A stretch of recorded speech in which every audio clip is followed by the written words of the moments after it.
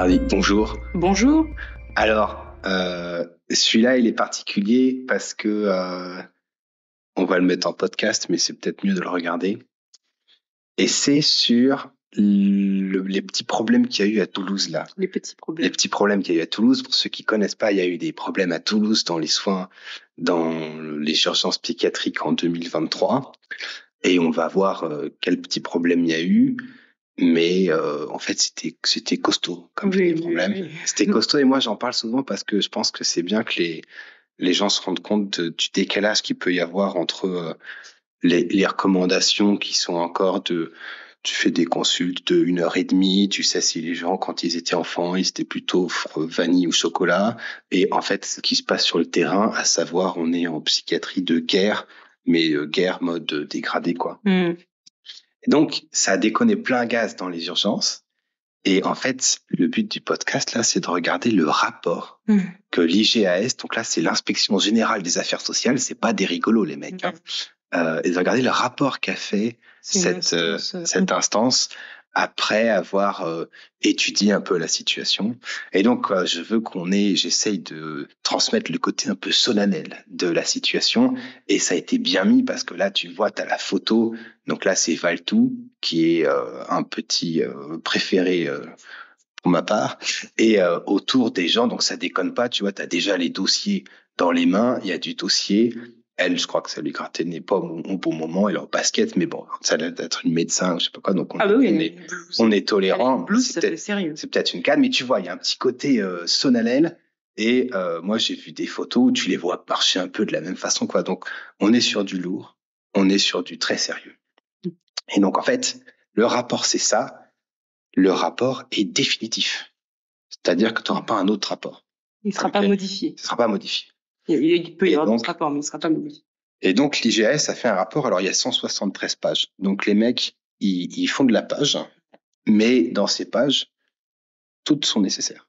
Il n'y en a pas une en rave, il n'y en a pas une qui est dispensable. Donc, on ne va pas toutes se les faire, mais toutes les infos, là, sont tirées directement du rapport. On n'a rien inventé. On n'a pas créé de trucs, je sais pas quoi, tout est dedans. Et du coup, il y a 3 situations. La première, c'est le patient qui est décédé de suicide après avoir glandé 10 jours dans les locaux. On dit décédé de suicide, on dit pas le patient s'est suicidé. Là, c'est la base. C'est des trucs de terminologie, mais en fait, c'est mis en avant un petit peu comme ça, ne serait-ce que dans les pays où c'est un crime. Et en fait, l'idée, c'est petit à petit se dégager d'une terminologie qui implique la responsabilité du patient. Dont il serait à l'origine, dont il aurait pu choisir de ne pas le faire, etc. Alors, tu vas me dire, oui, mais là, t'encules les mouches. Et je vais te dire, oui, mais c'est des mouches qui tournent autour de l'IGAS. Donc, c'est pas n'importe quelle mouche, toutes les mouches comptent. Ok? Donc, pour rappel, la plupart des patients décédés de suicide avaient des pathologies psychiatriques. On est à 90, 95%. Donc, voilà. Donc, tu vois, c'est pas. Donc, c'est pas vraiment un choix. Voilà. Donc, contrairement à la croyance populaire. C'est important. Et en fait, donc là, les gens qui voudront, ils le liront. Mais en fait, le mec, il s'est ramené aux urgences accompagné de sa femme après une tentative de pendaison. Donc là, si tu veux, c'est comme le choc anaphylactique en réa. Et tu vois, quand tu es interne ou psychiatre, t'en as pas 15 dans la journée qui arrivent comme ça. Non. T'en as pas 15 dans le mois non plus. Non. Et tu sais que faut faire un peu gaffe. Tu vois, c'est quand même un peu chaud, c'est moyen agréable. Tu sais qu'il va falloir l'hospice en moyenne, les chances qu'il rentre chez lui comme ça sont assez faibles. Et donc là, il y a toute la liste. Donc on va pas tout lire. Mais en fait, il faut ce que ça dit, c'est que l'hôpital était complet, mais les cliniques aux alentours étaient complètes aussi. Et donc là, il y avait une clinique autour, mais le psychiatre traitant travaillait là-bas, il savait qu'il allait recevoir des soins qui n'allaient pas lui convenir, donc il a dit non. Il y avait des demandes dans une autre clinique qui était en cours, et en fait, il se trouve que ils n'ont pas trop vérifié si la demande elle avait été faite ou pas. Et au bout de 5 jours, il y avait pas de demande qui avait été faite dans cette clinique, tu veux. Donc on avait paumé 5 jours, quoi. Et en fait, c'est 5 jours où le mec il est, et ils le mettent après dans une pièce sans fenêtre sur son brancard avec un accès à des toilettes communes. Mais c'est tout, quoi. Et de la bouffe froide. Donc, si t'arrives et que t'as pas le moral à 10 sur 10, c'est pas ouf. Ça remonte pas le moral. Ça remonte pas le moral. Et donc là, t'as une espèce de déroulé où, en fait, ils se rendent compte qu'il y a plus de demandes, que les cliniques sont pleines, que des fois, il y a de la place. Puis, en fait, paf, la place est prise directe. Donc, c'est complet. Et du coup, je signale, c'est dans un box de consultation. Donc, ça veut dire qu'il y a un bureau avec un ordinateur, probablement des crayons et des choses. Donc, il y a tout, ouais, il y a tout. Enfin, c'est pas une chambre sécurisée. Okay. Et donc voilà, donc avant de mettre fin à ces jours, donc non, on met pas fin à ces jours, on décède de suicide. C'est pas si con que ça. Honnêtement, moi je pense que c'est important. Et donc ça c'est la première chose. Et donc là, on l'a fait bref, mais il y a vraiment une galère pour trouver de la place sur plusieurs établissements. Oui. Il y a une clinique où ils te mettent, il y a 3 semaines de délai, voilà, aux Fréries, pas de place disponible en 3 semaines. Du coup, l'IGAS là, ils auraient pu presque se payer un kiff et aller faire l'inspection dans les cliniques autour. Oui. Franchement, ça, enfin, tu vois, je veux dire, c'est complet. Alors, ça merde au CHU parce que c'est là que c'est eux qui se prennent tout le caca. Oui. Mais en fait, si c'est plein partout, tu peux faire venir l'IGAS tous les jours. Si c'est plein, les gens sont tassés, ça va changer que dalle. Tu vois, ça change que dalle. Bon, bref. La deuxième, elle est, alors en fait, enfin, c'est glauque, hein. Moi, ça m'amuse pas du tout, hein, ce truc. Deuxième, c'est une agression sexuelle dans les toilettes du bâtiment des urgences. La patiente, elle était hospitalisée. Et en fait, il y a 2 événements graves dans cette histoire.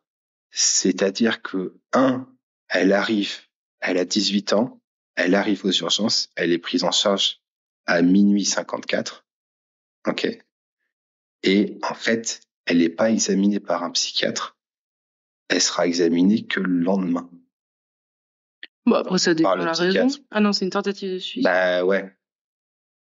Et le lendemain, je crois qu'on est tu vois, c'est minuit J1, et puis en fait, après, elle est transférée à 10h, vue par un idiot de psychiatrie à midi. T'as des délais. Ah non, par l'infirmier de psychiatrie à midi. À midi, ouais. Ah oui, non, t'as des délais de dingo, quoi. Ouais. T'as des délais. Enfin, déjà, je dis c'est pas normal. En fait, déjà, les médecins devraient pouvoir être déplaçables facilement, mais vu qu'on n'est pas assez nombreux, oui, il y a un gros problème de... Ah oui, là, il y a... Mais en plus, si l'infirmier n'est pas non plus disponible rapidement, c'est vrai que c'est... Donc là, c'est pas une critique des soignants. Hein. C'est description de ce qui s'est passé, quoi. OK. Et donc en fait là t'as le qu'on va pas lire parce que bon bref, il se trouve que elle va aux toilettes, puis il y a un mec qui sort de nulle part, mais en fait non, le type il sort pas de nulle part. Le type c'était un autre patient qui était venu et qui avait fugué et qui avait été ramené par les flics et qui était en zone verte. Et donc j'imagine que moi la zone verte c'est la zone d'attente de base. Mais le psychiatre n'était pas au courant que le type était revenu, et le type il était un peu tranquillou, quoi. Ah oui, quand t'es ramené par les flics, tu peux te dire bah merde, va falloir surveiller un petit peu plus, quoi. Donc, probablement qu'il n'a pas eu la surveillance qui était nécessaire. Donc catastrophe, agression sexuelle, elle est revue après, elle monte dans les services, et puis là elle demande à fumer plus tard, à descendre fumer, elle descend, elle fume, et en fait à 22h t'as la copine de chambre qui se rend compte qu'il y a une tentative de suicide par pendaison avec les fils, etc. Donc ça repart aux urgences. Sinon ça se serait mal passé. C'était un peu chaud, quoi. Ok. Donc t'en as deux. Et alors là, ce qui se passe, c'est clairement les locaux sont pas suffisamment sécurisés. Oui. Ça, mais partout, je veux dire partout, si tu veux. C'est un miracle qu'il n'y ait pas plus de drame que ça, parce que tu t'enlèves aux gens les lacets, mais t'as les fils de l'ECG, de la surveillance, etc., qui pendouillent partout, du PC, enfin bon. Bref, ils se sont fait rouler dessus niveau entrée. Oui, c'est intéressant. Parce que t'as le 11, tu vois, t'as 26 entrants, quoi. T'es de garde le 11 février, t'es psychiatre. Ouais. Tu changes de boulot, quoi. Ouais. Tu fais autre chose. Et ce qui est intéressant, là, c'est qu'on voit un peu le détail au-dessus des 18 entrées entre 18h et 8h. Et il y en a 8 qui sont déjà avec une consultation de psychiatrie.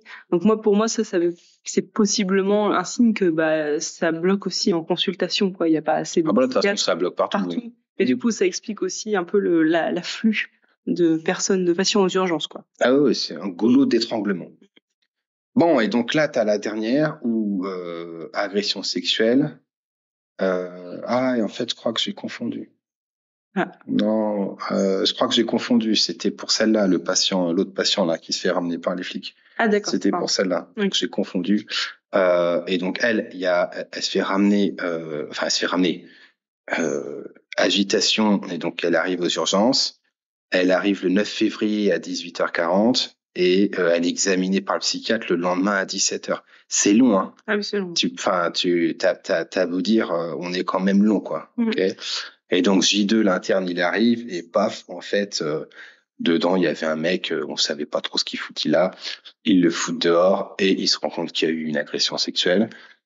Le mec en question, c'est celui pour le coup qui avait fugué puis qui avait été ramené par les flics et qui se trimballait visiblement un petit peu comme ça, tranquillou, quoi.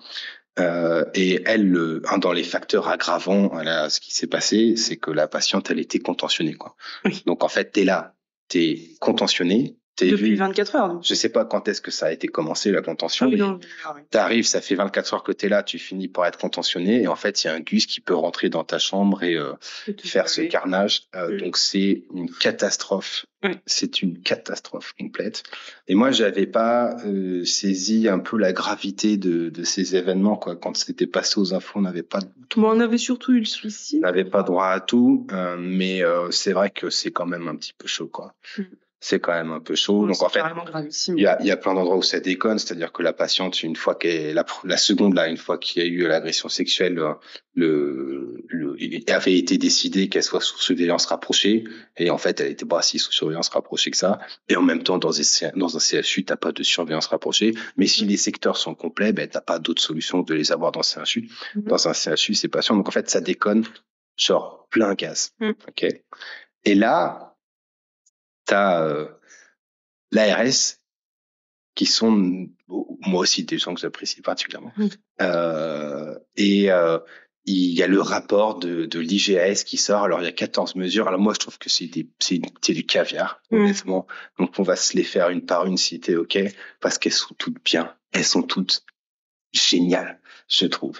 Alors avant d'aborder juste l'aspect où on va tracher effectivement, je tiens à dire quand même que en tant que psychiatre, on est absolument désolé pour les patientes qui ont subi ça, pour la famille du patient qui s'est suicidé, que c'est tout à fait inadmissible et que on n'oublie pas la gravité des faits. Alors bon là c'est bien, hein, c'est politiquement correct. Oui. Enfin moi c'est parce que les faits sont graves. Oui, je sais. Que ce genre de vidéos à mon avis sont nécessaires. Ça peut ne pas être entendu comme ça. Non mais moi c'est plus ça justement. C'est les faits sont trop graves pour qu'il y ait ça comme réponse. Oui, c'est ça.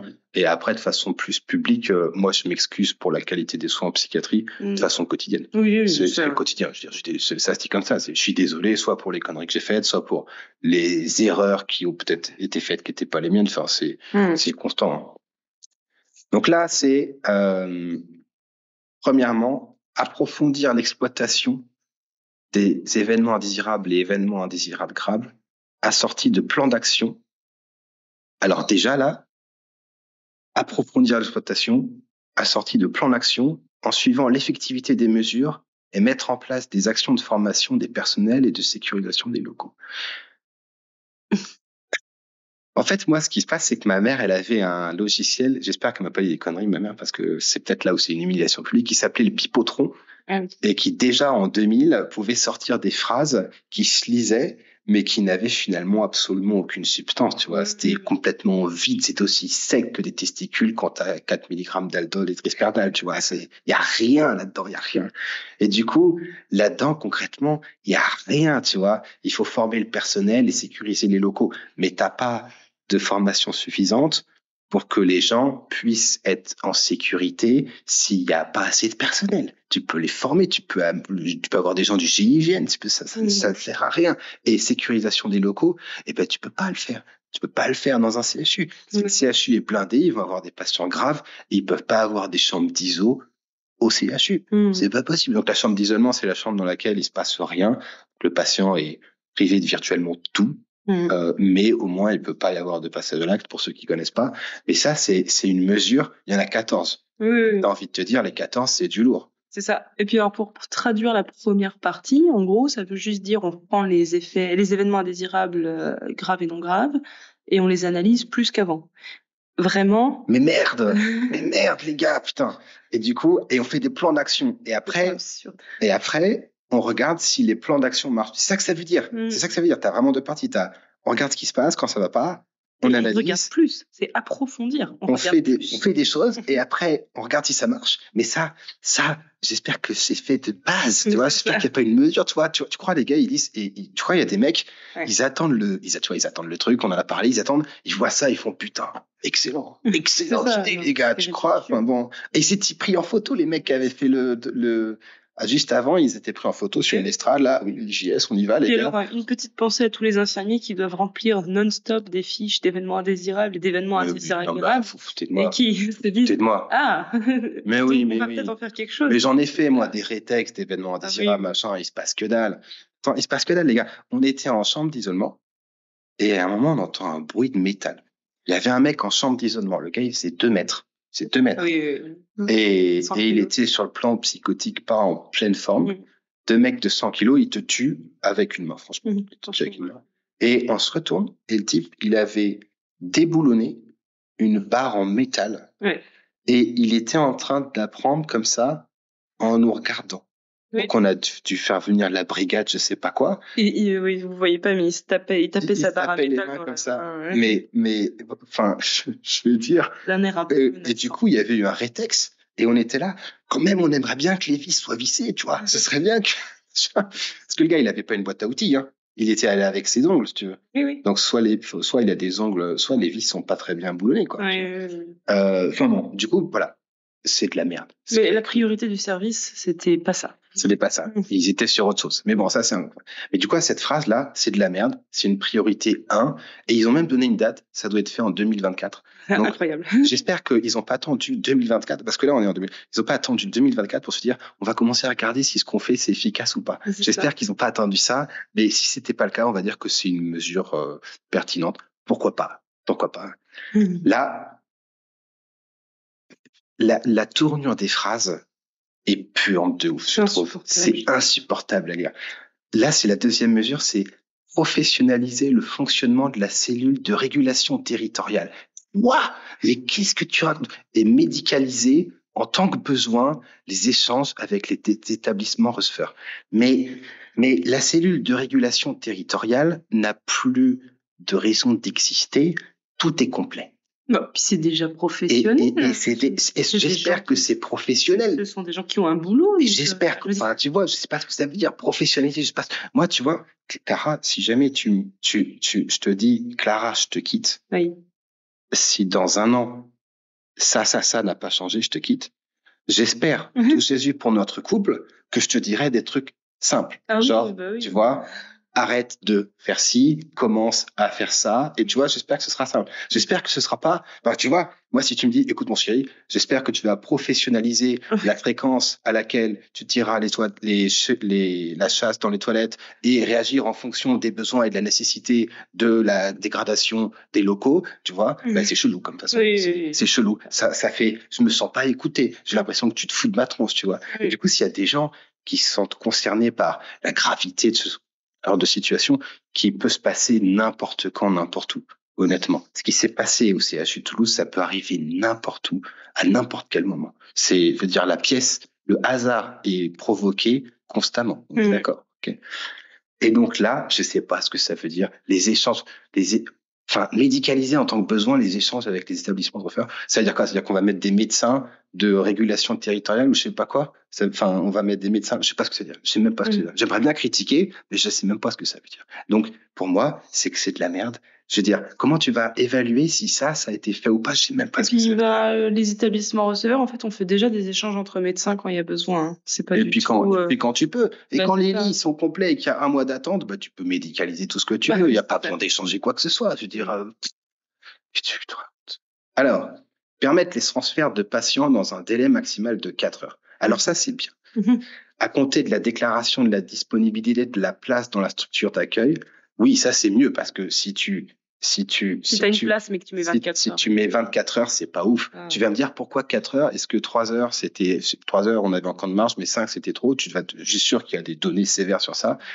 Mais c'est bien qu'ils aient précisé 4 heures à compter de la déclaration de la disponibilité de la place dans la structure d'accueil, parce que sinon tu sais pas quand commencer ton chrono. C'est vrai. Donc c'est bien d'être précis comme ça, on reconnaît un peu cette rigueur presque militaire. Et on voit pas trop comment ça pourrait régler le problème pour les patients qui ont été concernés par les soucis. Ah bah si, parce que si au bout de 4 heures t'étais au hospice, t'aurais pas traîné dans les urgences. Mais il y avait pas de place dans la structure. Oui, mais ça veut dire que il y a de la place dans les structures d'accueil. T'as rien compris.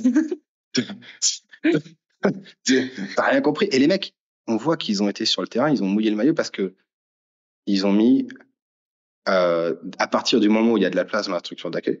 Bon, ok. Et après, en dédiant des transports aux urgences psychiatriques. Alors ça, c'est bien parce qu'ils ont vu que des fois, on disait, bon, ben, vous y allez et il n'y a pas de transport. Oui. Et c'est vrai qu'il y a des fois des gens qui attendent 24 heures à cause du transport. C'est vrai. Et ça fait chier.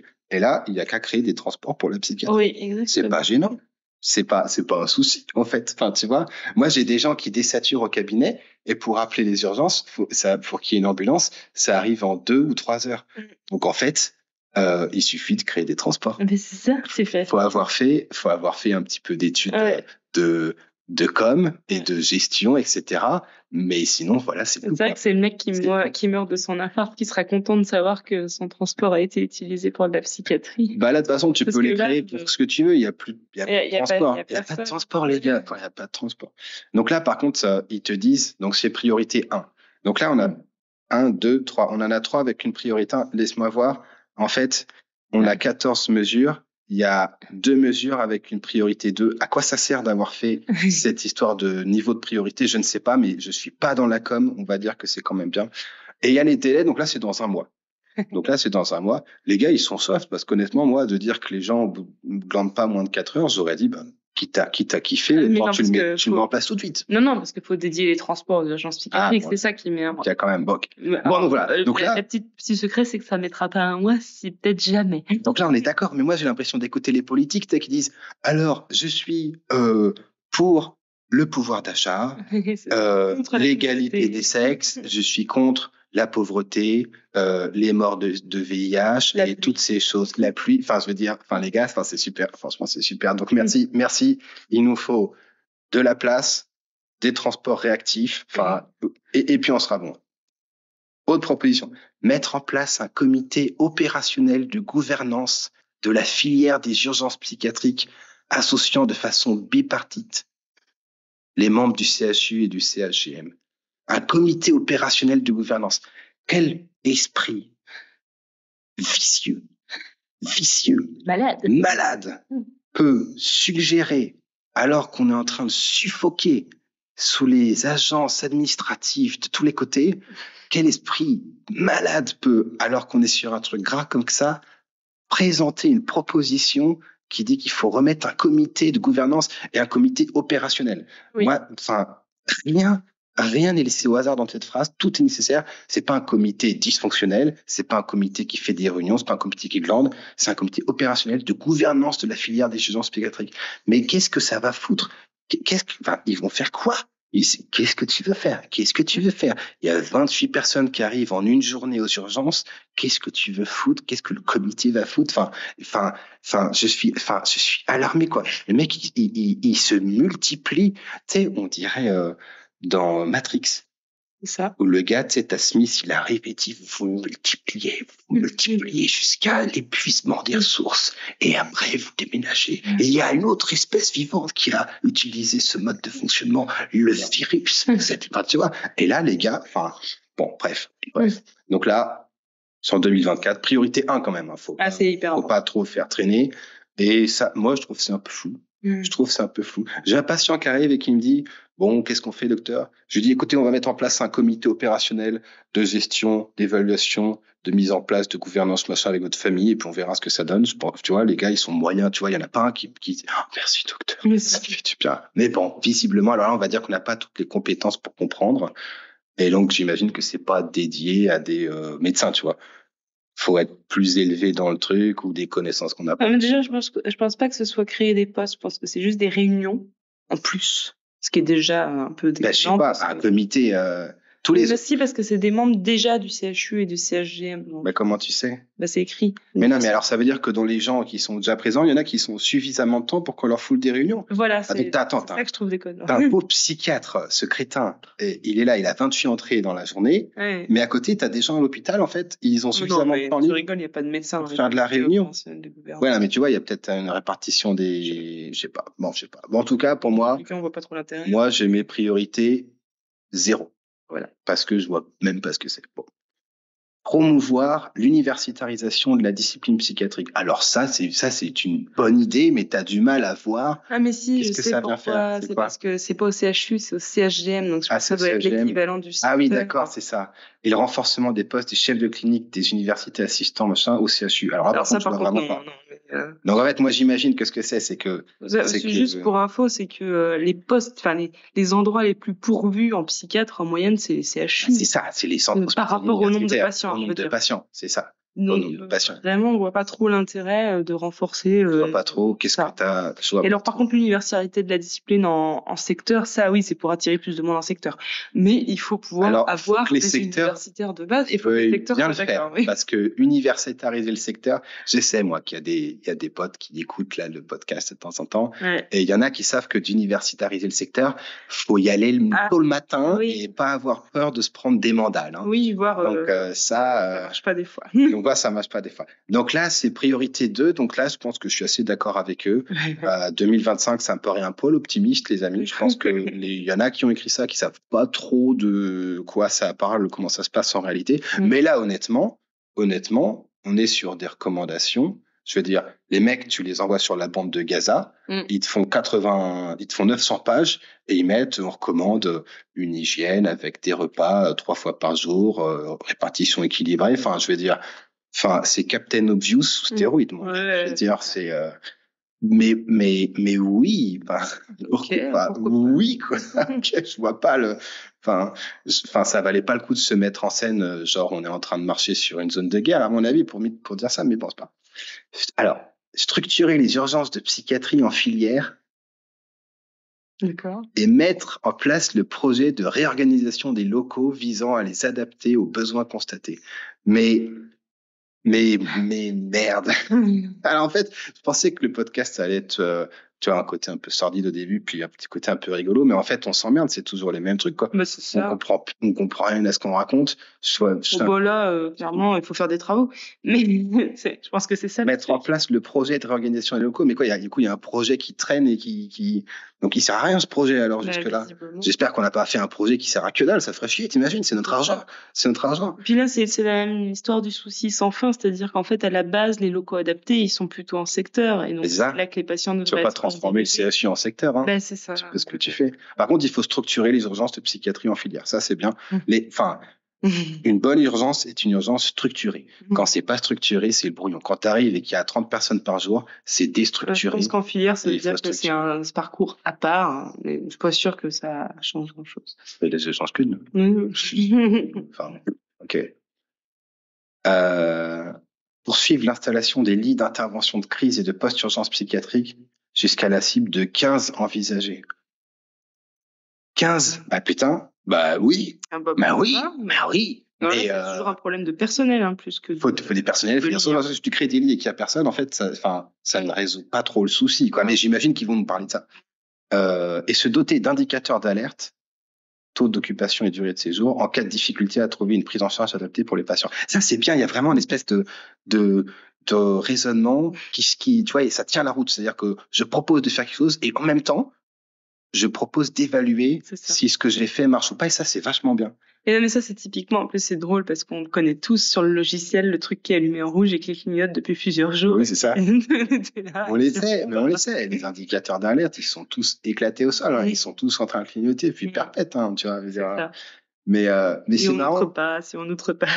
Mais c'est marrant. Moi, quand le patient me demande qu'est-ce qu'on fait, je dis, écoutez, je vous propose, si vous êtes d'accord, si machin, on va essayer du lithium.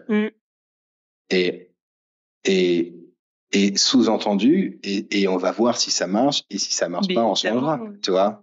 Donc, il y a des gens très inquiets auxquels je le dis, mais la moitié de la mesure, en fait, là, à chaque fois, c'est ça, quoi. C'est bizarre. Oui. Et en fait, l'installation des lits d'intervention de crise, je sais pas où est-ce que tu vas trouver le fric.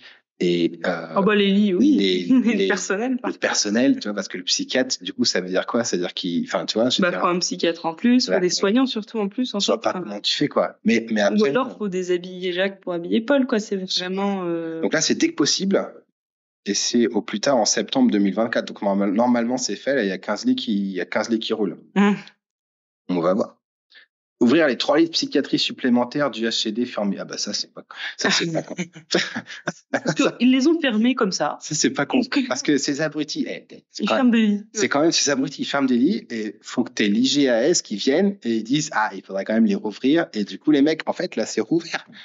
Les gars ils ont fait. Celui qui a décidé la fermeture des lits, il a fait oups, les mecs, désolé, j'ai foiré. Ah mince. En fait c'est bon, c'est rouvert, ça roule et tout. Donc en fait. Soit c'est pas très compréhensible leur mesure, soit tu te sens presque insulté, mais c'est genre en fait on l'aurait fait, on vous a pas attendu les gars, tu vois, enfin je veux dire il y a pas besoin de faire 173 pages pour dire faut rouvrir les lits parce que en fait bref dès que possible et au plus tard en septembre 24. Alors là ça pose la question, qu'est-ce qui se passe si c'est pas fait?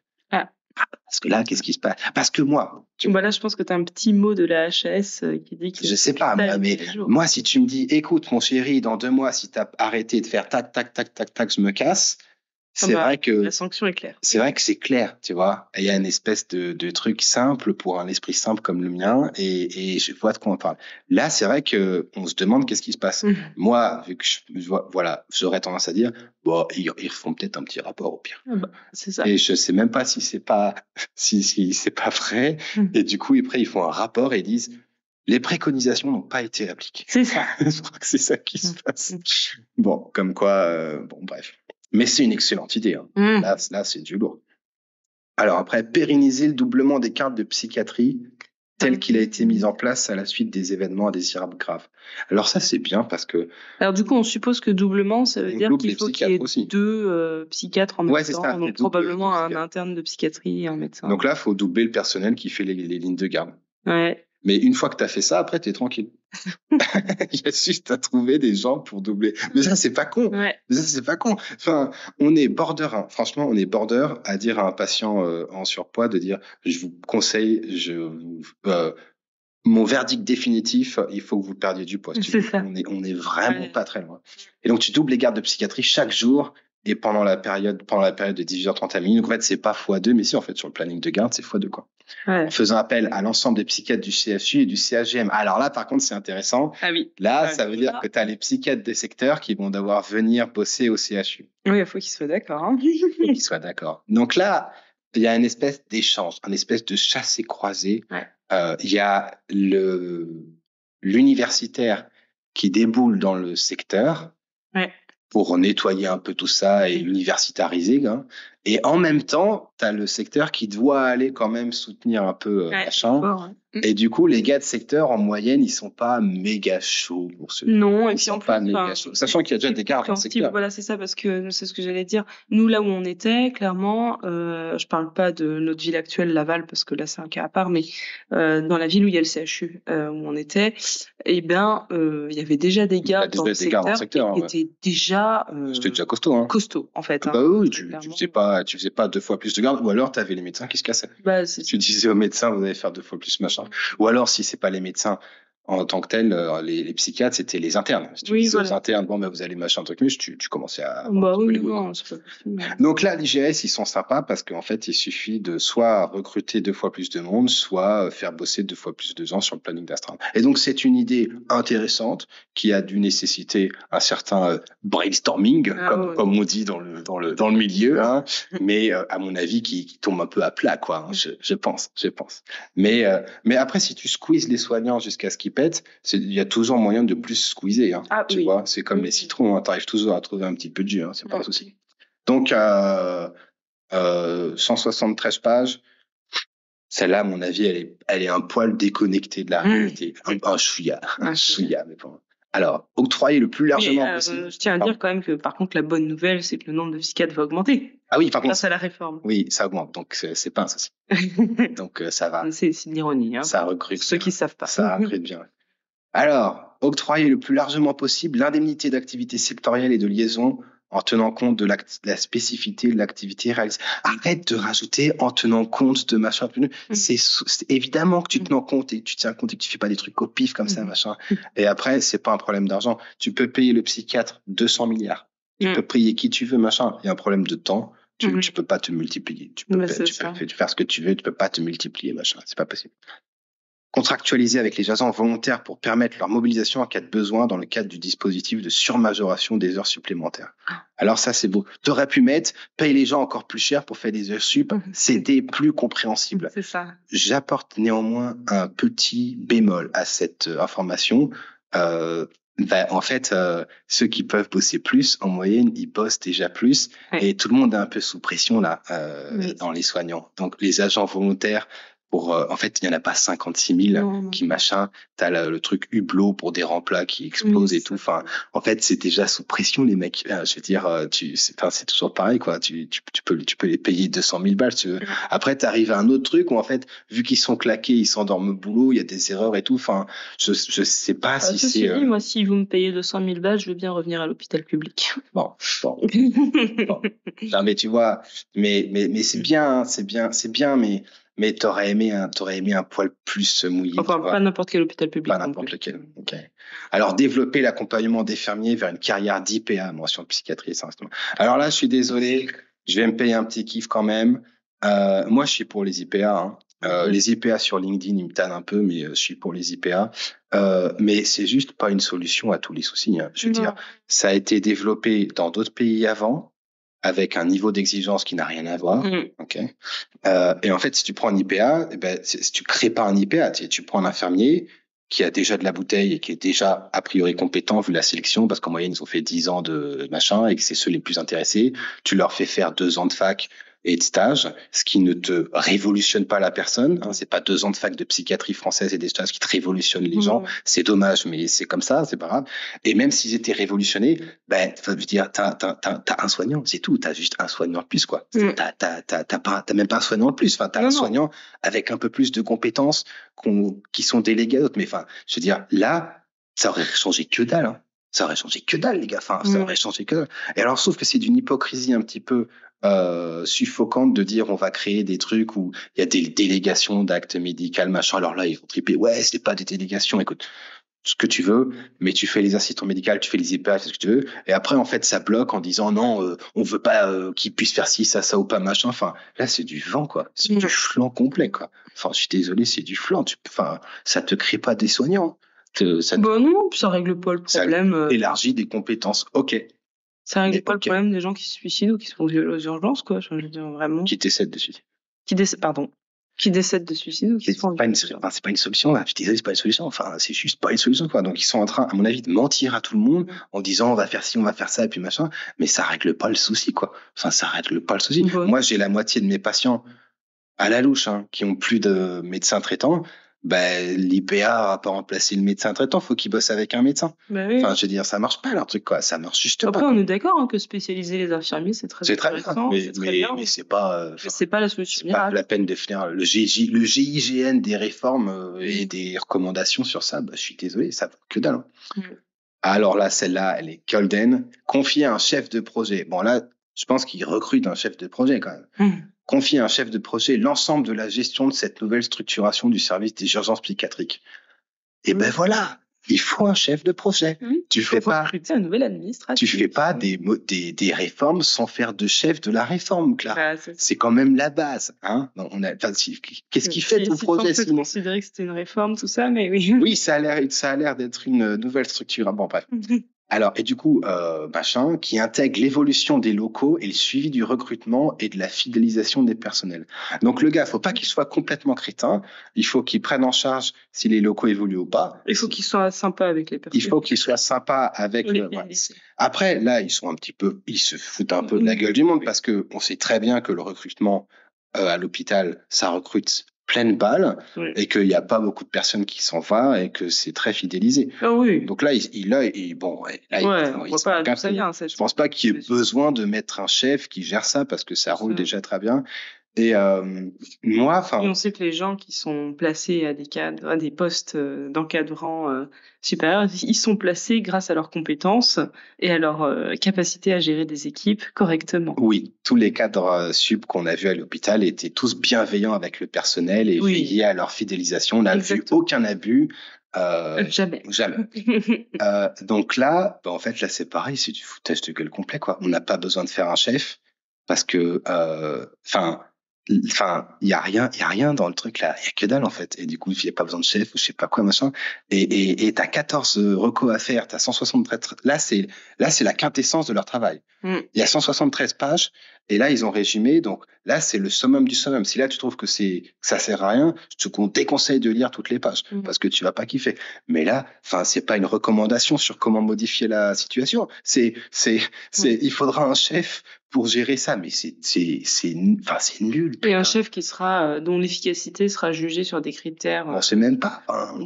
Généralement qui sont complètement à côté de la plaque. Bon, toi, moi, je veux pas être le chef parce qu'il a du boulot. Hein. Oui. Je veux pas être le chef. Je sais pas comment il va se démerder. C'est pas avec ça qu'il va avancer. Bon, bref. Et après, alors là, moi, j'ai l'impression, honnêtement, mais je suis encore une fois un petit emmerdeur. J'ai l'impression que la notion de mettre en place un dispositif de suivi et de pilotage de la mise en œuvre de ces actions, moi, j'ai l'impression que ça a été déjà dit lors de chaque proposition ou presque. Oui, hein. On est d'accord. J'ai l'impression qu'il y a une redite. J'ai l'impression que sur 14 mesures, en fait, tu as déjà dit ça sur les 13 premières et que la 14e, elle est presque.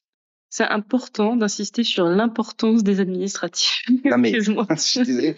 Mais elle est presque un peu redondante, si j'ose dire. Et du coup, il faudra un dispositif de suivi. Alors là, par contre, ceux qui vont gérer ça, c'est les ARS. Parce que quand il faut se mouiller, ils le font. Et on peut leur reprocher plein de choses, mais là, ils n'hésitent pas à mettre les mains dans le cambouis. Et donc, on voit déjà le dispositif créé, etc. Et après, moi, je suis sur LinkedIn, je les vois, les mecs. Ils sont là. Ils se prennent en photo, en réunion, et ils disent le dispositif machin est créé, mais t'as rien créé. T'as rien créé. C'est-à-dire, t'as pas de bouffe et t'as pas créé de la bouffe. T'as créé des réunions qui vont regarder si on a de la bouffe ou pas. Tu n'as rien fait. Donc là, c'est priorité 1, comme tout, parce que c'est quand même urgent tout ça. ARS et sans délai. Donc normalement, il est déjà fait ce dispositif. Et on est déjà en train de récupérer les bénéfices de tout ça. Donc, c'est quand même costaud. Et alors là, moi, je suis désolé. Mais moi, je lis ça. Et je remercie honnêtement le ciel pour pas être touché parce que si c'était arrivé à ma sœur ou je sais pas quoi et que j'avais vu ça derrière, je pense que j'aurais complètement pété un câble. Mais je trouve que ça ressemble à ça, si tu veux. T'as le Golden, là. Il a pas la moindre idée de ce qu'il faut faire, mais au moins, il fait pas semblant. Tu vois? Il a une petite cravate. Il a une bonne bouille, il est sympa, et il te le dit, quoi. J'ai pas la moindre foutue idée de ce qui se passe et de ce qu'il faut faire. Et honnêtement, j'aurais préféré un truc où il y a marqué, écoutez, faut du personnel, faut de l'argent, faut du temps, faut un paquet de choses qu'on n'a pas, et il y a virtuellement aucune solution à court terme, ni à moyen ni à long, autre que d'augmenter encore les exigences sur les soignants, que ce soit en leur demandant d'augmenter le temps de travail et en les rémunérant un peu plus ou pas. Mais il y a aucune solution dans leur truc là. Je suis désolé. J'ai vu 0 solution. Alors, on n'a pas fait les 173 pages. Non. Mais ça donne pas du tout envie de les faire. Et si c'est ça, le summum du summum, c'est-à-dire que si c'est ça, alors que ça merde plein gaz, que t'as le ministre qui arrive avec ses potes administratifs derrière et leur classeur de dossiers, et si c'est ça la résultante des grandes préconisations de l'IGAS, machin, ben c'est vachement inquiétant, je trouve. Si c'est ça que tu peux faire de mieux, ben ça fait flipper. Je trouve que ça fait flipper de ouf. Voilà. Donc, on verra si je me ferai fusiller par les ARS ou pas. Oh là là. Mais, regarde. Enfin, moi, je pense que c'est important que les gens se rendent compte à quel point c'est du flan, tout ça. Quoi. Ah bah, c'est vraiment du flan, quoi. C'est des emplois fictifs à ce stade. Je sais pas qui les a payés pour dire ça, mais c'est du fric. Mais honnêtement, tu t'aurais brûlé tout cet argent, t'aurais chauffé la maison pendant 3 jours, quoi. Ça aurait au moins créé un peu d'énergie. Mais j'aimerais bien savoir s'ils sont satisfaits de leur truc à la fin. Ben, j'imagine, il y a marqué rapport définitif. Je sais même pas ce que ça veut dire. Alors moi, j'ai un réflexive fonctionnif assez large, donc je peux te dire, ils ont mis définitif parce que il y a des gens qui auraient, s'ils avaient pas mis ça, il y a des gens qui, tu sais, tous les jours, ils auraient peut-être appuyer sur refresh sur la page. Est-ce qu'il y a des mises à jour du rapport? Et là, du coup, tu vois, ils sont magnanimes, ils disent non, t'inquiète, c'est fini. tu peux passer à autre chose, c'est fini. C'est pour calmer les fans. Ou alors, il y a un texte de loi qui dit qu'il faut que ce soit définitif et ils auraient pu le faire en 10 ans, je sais pas. Mais, ou alors, c'est pour donner un espèce de, tu sais, c'est ce côté un peu solennel, un rapport définitif, machin. Mais, voilà. Donc, je déconseille à qui que ce soit d'être atteint de troubles psychiatriques. Je déconseille fortement d'être atteint de troubles psychiatriques. Je déconseille d'être né femme. Il aurait mieux valu d'être né homme. En moyenne, c'est quand même mieux. Je déconseille d'être dans un état qui nécessite des contentions à l'hôpital psychiatrique. Que ce soit urgence, soit ça. Parce que ça risque à n'importe quel moment de se passer très, très, très, très mal. Et c'est pas l'IGAS machin qui va empêcher quoi que ce soit, à mon avis. Est-ce que tu as des trucs à rajouter? Non, je pense que c'est déjà pas mal. Je suis outré. Oui. Ah ouais, franchement. Va peut-être me falloir une petite cure thermale. Payée par la CPM, là. Je vais demander ça. Allez, au revoir. Allez.